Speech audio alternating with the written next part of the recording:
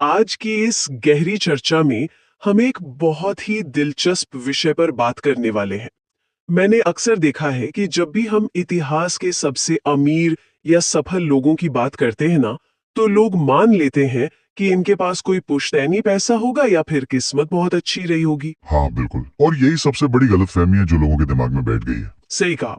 मतलब अगर इंजीनियरिंग या गणित की बात करें तो वहां सब कुछ एकदम साफ होता है, 2 और 2 हमेशा 4 ही होते हैं। हाँ, कोई शक की गुंजाइश नहीं होती। बिल्कुल। पर जब बात ऐसे लोगों की आती है जिन्होंने एकदम शून्य से शुरुआत की और शिखर तक पहुंच गए, तो लोग उसे बस एक लॉटरी का टिकट मान लेते हैं। तो आज का हमारा मिशन इसी भ्रम को तोड़ना है। ज्ञान एक पैटर्न होता है, और आज हम जिस सामग्री का गहराई से विश्लेषण कर रहे हैं वो नेपोलियन हिल की बहुत ही प्रसिद्ध किताब है, सोचिए और अमीर बनिए। हाँ, और इस किताब की सबसे खास बात यह है कि लेखक ने इसे बस हवा में नहीं लिखा है। उन्होंने थॉमस एडिसन और हेनरी फोर्ड जैसे अपने समय के 500 से भी ज्यादा सफल लोगों का पूरे 25 साल तक गहराई से विश्लेषण किया था। 25 साल बहुत बड़ा समय होता है किसी एक विषय पे शोध करने के लिए। हाँ, और हमारा उद्देश्य आज उन वास्तविक कहानियों को डिकोड करना है। हमें ये समझना है कि सफलता दरअसल एक रेसिपी की तरह है। एक रेसिपी? हाँ, मतलब अगर कोई सही सामग्री को सही मात्रा में मिला दे तो डिश अच्छी बनेगी ही बनेगी। एकदम सटीक बात कही। और अगर हम उस रेसिपी के सबसे पहले कदम की बात करें तो हर महान उपलब्धि की शुरुआत बस एक विचार से होती है। और इस विचार वाली बात को समझने के लिए एडविन सी बार्न्स की कहानी से बेहतर कोई उदाहरण हो ही नहीं सकता। बिल्कुल। बार्न्स की कहानी वाकई बहुत शक्तिशाली है। बार्न्स के दिमाग में एक विचार आया था, और वो कोई ऐसा वैसा विचार नहीं था, बल्कि एक बर्निंग डिजायर थी। वो महान आविष्कारक थॉमस एडिसन के साथ काम करना चाहता था। यहाँ पर हमें एक बहुत ही जरूरी फर्क समझना होगा। बार्न्स एडिसन के यहाँ काम नहीं करना चाहता था। हाँ, वो उनका कोई आम कर्मचारी नहीं बनना चाहता था। बिल्कुल, वो उनका पार्टनर बनकर उनके साथ काम करना चाहता था। और एक साधारण सी इच्छा और एक बर्निंग डिजायर यानी तीव्र और ज्वलंत इच्छा के बीच जमीन और आसमान का अंतर होता है। वो कैसे? चलिए इसे थोड़ा खोलकर समझते हैं। देखिए, जब कोई इंसान बस कुछ चाहता है तो उसका दिमाग उसे एक विकल्प की तरह देखता है कि मिल गया तो अच्छा है, नहीं मिला तो कोई बात नहीं। मतलब कोई मजबूरी नहीं है, बस एक ख्वाहिश है। ये बदल जाते हैं, फिर कोई दूसरा विकल्प बचता ही नहीं है। लेकिन बार्न्स की चुनौतियां तो देखिए। ना तो वो एडिसन को जानता था और ना ही उसके पास एडिसन के शहर न्यू जर्सी तक जाने के लिए ट्रेन के टिकट के पैसे थे। हाँ, वो पूरी तरह से कंगाल था उस वक्त। कोई साधारण इंसान होता तो कहता कि चलो सपना तो बहुत अच्छा था, लेकिन मेरी तो हैसियत ही नहीं है। पर पता है उसने क्या किया? क्या किया? वो बिना टिकट एक मालगाड़ी में छुपकर एडिसन के शहर पहुंच गया। अरे वाह, ये तो गजब का जुनून है। और जब वो एडिसन के ऑफिस पहुंचा तो वो दिखने में किसी बेघर या साधारण मजदूर जैसा ही लग रहा था। हाँ, मैंने भी स्रोत में पढ़ा है कि एडिसन ने खुद बाद में ये बात मानी थी कि बार्न्स के चेहरे पर एक ऐसा भाव था जो चीख चीख कर कह रहा था कि वो जो ठान कर आया है उसे लिए बिना वापस नहीं जाएगा। तो क्या एडिसन ने उसे तुरंत अपना पार्टनर बना लिया? नहीं, तुरंत तो नहीं। उन्होंने उसे बहुत ही मामूली से वेतन पर फर्श साफ करने और छोटे मोटे काम करने के लिए रख लिया। तो ये तो वो बात हो गई जैसे किसी महान योद्धा ने युद्ध के मैदान में उतरने के बाद अपनी ही नावें जला दी हों। हाँ, ताकि पीछे हटने का कोई रास्ता ही ना बचे। बिल्कुल। बार्न्स ने अपने लिए वापसी के सारे दरवाजे बंद कर दिए थे। वो महीनों तक वहां बस वही मामूली काम करता रहा, कुछ नहीं बदला। पर फिर एक दिन अवसर आया। और मजे की बात यह है कि वो अफसर किसी सुनहरे थाल में सजकर नहीं आया था। हाँ, अफसर अक्सर पिछले दरवाजे से आते हैं या विफलता का मुखौटा पहन कर आते हैं। उस समय एडिसन ने एक नई डिक्टेटिंग मशीन बनाई थी जिसे एडी फोन कहा जाता था। और उनके खुद के जो सेल्समैन थे वे उस मशीन को लेकर बिल्कुल भी उत्साहित नहीं थे। उन्हें लगता था कि इसे बेचना बहुत मुश्किल है। और यहीं बार्न्स ने मौका लपक लिया। उसने एडिसन से कहा कि मैं इस मशीन को बेचकर दिखाऊंगा। और उसने उसे इतने शानदार तरीके से बेचा कि एडिसन ने उसे पूरे देश में इस मशीन को बेचने का ठेका दे दिया। हाँ, और एक नारा ही बन गया था। एडिसन ने बनाया और बार्न्स ने लगाया। इस एक साझेदारी ने बार्न्स को उस जमाने में 20 से 30 लाख डॉलर कमा कर दिए थे, जो बहुत बड़ी रकम थी। अगर हम इसे विज्ञान के नजरिए से देखें तो हमारे दिमाग में एक रेटिकुलर एक्टिवेटिंग सिस्टम होता है जिसे RAS भी कहते हैं। अच्छा, ये क्या करता है? ये एक फिल्टर का काम करता है। जब बार्न्स ने पार्टनर बनने की जिद ठान ली तो उसके दिमाग ने हर उस मौके को फिल्टर करना शुरू कर दिया जो उसे लक्ष्य तक ले जा सके। मतलब बाकी सेल्समैन को एडी फोन में एक बेकार सा प्रोडक्ट दिखा, पर बार्न्स को उसमें अपनी पार्टनरशिप का रास्ता दिख गया। एकदम सही। कमाल का नजरिया है। खैर, ये तो हुई जिद और एक विचार की ताकत की बात। लेकिन तब क्या होता है जब इंसान असफलता के बिल्कुल करीब पहुंचकर हाथ खड़े कर देता है? ये बहुत ही आम बात है और काफी दुखद भी। गोल्ड रश के दौरान सोना खोजने निकले थे। हाँ, ये अस्थायी हार का एक बहुत ही क्लासिक उदाहरण है। इससे पता चलता है कि लोग कितनी जल्दी मैदान छोड़ देते हैं। उन्होंने भारी भरकम मशीनें खरीदी, खुदाई शुरू की और उन्हें सोने की एक नस मिल भी गई। उन्हें लगा कि बस अब तो अमीर हो गए। पर अचानक वो सोने की नस गायब हो गई। ओहो। हाँ, उन्होंने पागलों की तरह खुदाई की लेकिन कुछ हाथ नहीं लगा। फिर उन्होंने क्या किया? हताश होकर उन्होंने सारी मशीनें कबाड़ी को चंद डॉलरों में बेच दी और हार मानकर वापस लौट गए। पर कहानी यहाँ खत्म नहीं होती है। हाँ, क्योंकि वो कबाड़ी कोई साधारण कबाड़ी नहीं था। बिल्कुल नहीं। उस कबाड़ी ने खुद खुदाई शुरू करने से पहले एक खनन इंजीनियर को बुलाया और उस इंजीनियर ने जमीन की बनावट और फॉल्ट लाइंस की पूरी गणना की। और उसने जो बताया वो सच में हैरान करने वाला था। उसने कहा कि डार्बी ने जहां खुदाई रोकी थी, सोना वहां से सिर्फ 3 फीट नीचे था। सिर्फ 3 फीट? हाँ, उन्होंने गलत जगह नहीं खोदी थी, वे बस 3 फीट पहले रुक गए थे और वो कबाड़ी करोड़पति बन गया। ये कहानी सुन के बहुत अफसोस होता है। लेकिन यहाँ पे मेरा एक सवाल है, थोड़ा पुशबैक दूंगी मैं यहाँ पे। हाँ, बिल्कुल पूछिए। कहानी सुनने में तो बहुत अच्छी लगती है कि हार मत मानो, लेकिन असल जिंदगी में कोई इंसान ये कैसे तय करे कि वो सच में सोने से सिर्फ 3 फीट दूर है या फिर वो किसी सूखी और गलत खदान में अपना समय और पैसा बर्बाद कर रहा है? कब तक आंखें बंद करके खुदाई करते रहना चाहिए? ये बहुत ही बेहतरीन सवाल है। देखिए, जो सबसे दिलचस्प बात है यहाँ पर वो ये है कि जिद और मूर्खता के बीच एक बहुत ही पतली रेखा होती है। तो फर्क कैसे करें? डार्बी की कहानी ये नहीं सिखाती कि बस आंखें बंद करके फावड़ा चलाते रहो। इसका मूल संदेश ये है कि जब भी आपकी योजना काम ना करे तो उसे पूरी तरह छोड़ने से पहले किसी विशेषज्ञ की सलाह जरूर लेनी चाहिए। जैसे उस कबाड़ी ने इंजीनियर को बुलाया था। बिल्कुल, डार्बी ने अपनी अज्ञानता में हार मान ली थी, पर कबाड़ी ने विशेषज्ञता का सहारा लिया। असफलता तो बस ये जांचने आती है कि आपका तरीका सही है या नहीं। मतलब अगर योजना में कोई तकनीकी खराबी है तो योजना बदल दो, अपना मूल लक्ष्य मत छोड़ो। एकदम सही। और डार्बी ने अपनी इस 3 फीट वाली गलती से बहुत बड़ा सबक भी सीखा था। हाँ, उन्होंने बाद में जीवन बीमा बेचना शुरू किया और देश के सबसे सफल एजेंट बने, क्योंकि उन्होंने तय कर लिया था कि जब कोई ग्राहक बीमा के लिए ना कहेगा तो वो उस ना को अंतिम फैसला नहीं मानेंगे। शानदार वापसी की उन्होंने।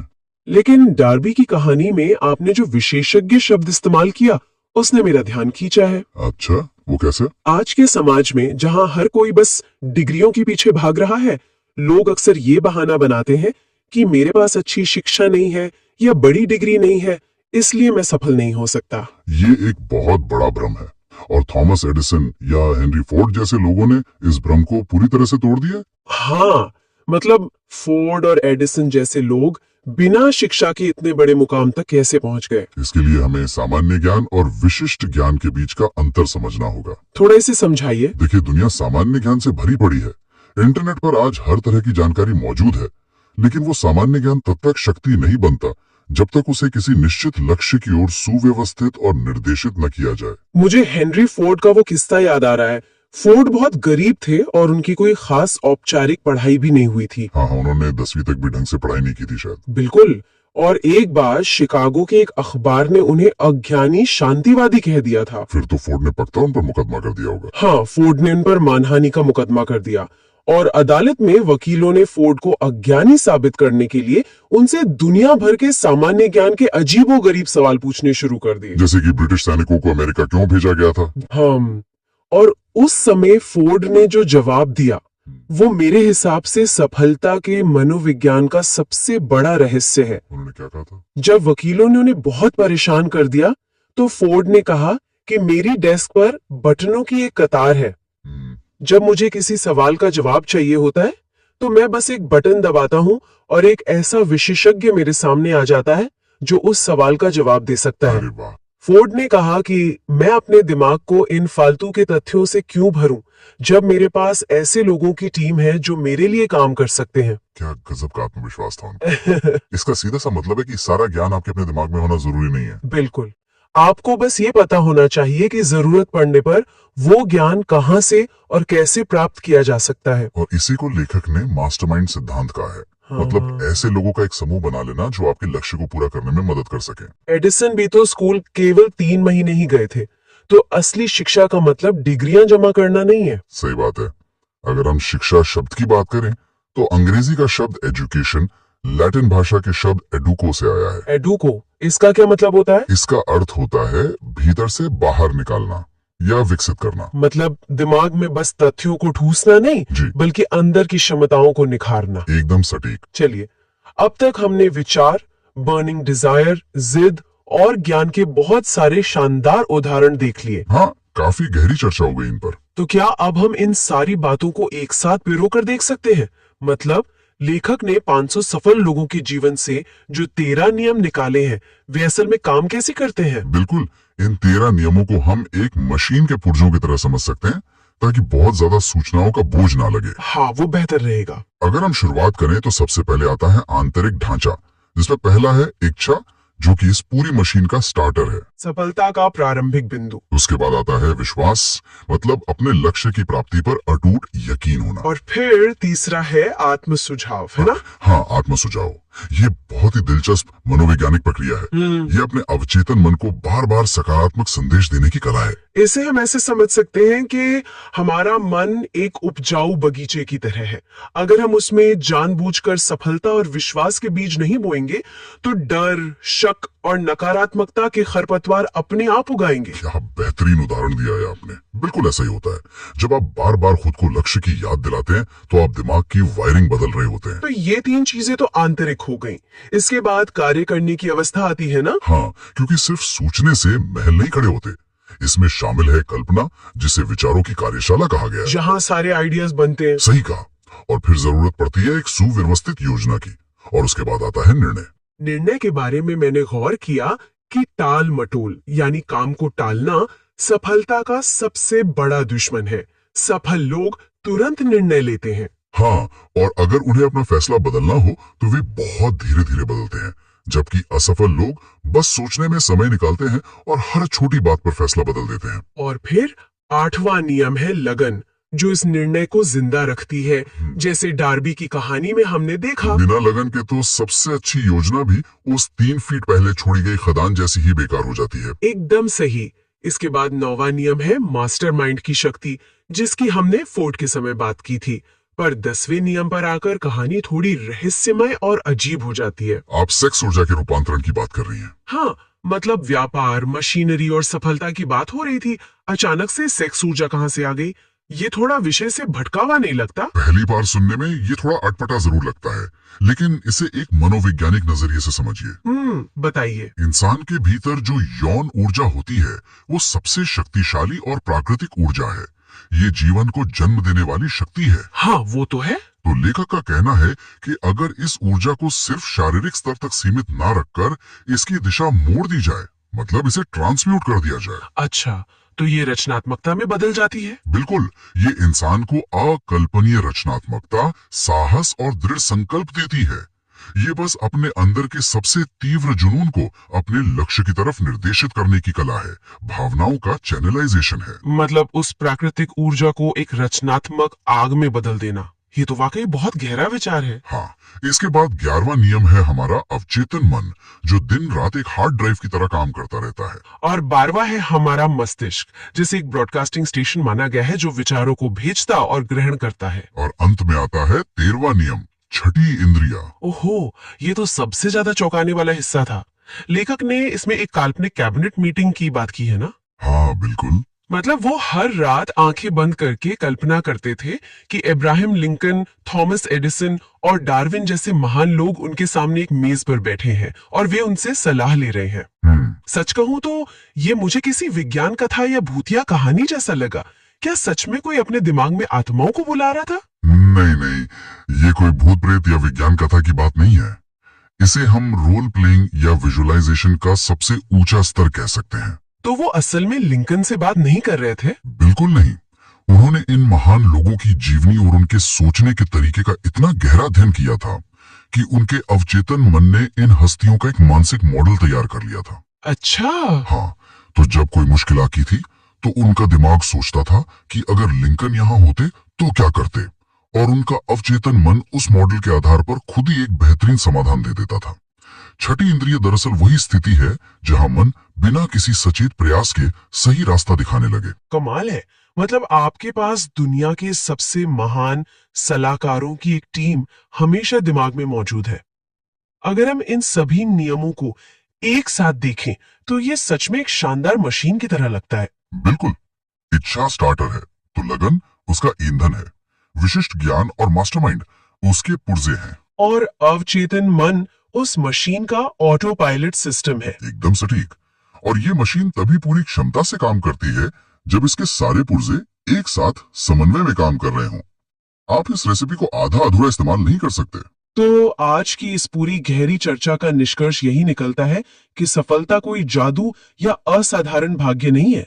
बार्स ने फर्श साफ करने से शुरुआत की, फोर्ड के पास शिक्षा नहीं थी, और डार्बी ने अपनी सबसे बड़ी विफलता से सबक लिया। हाँ, और असफलता कोई अंतिम दीवार नहीं है, बस एक फीडबैक लूप है।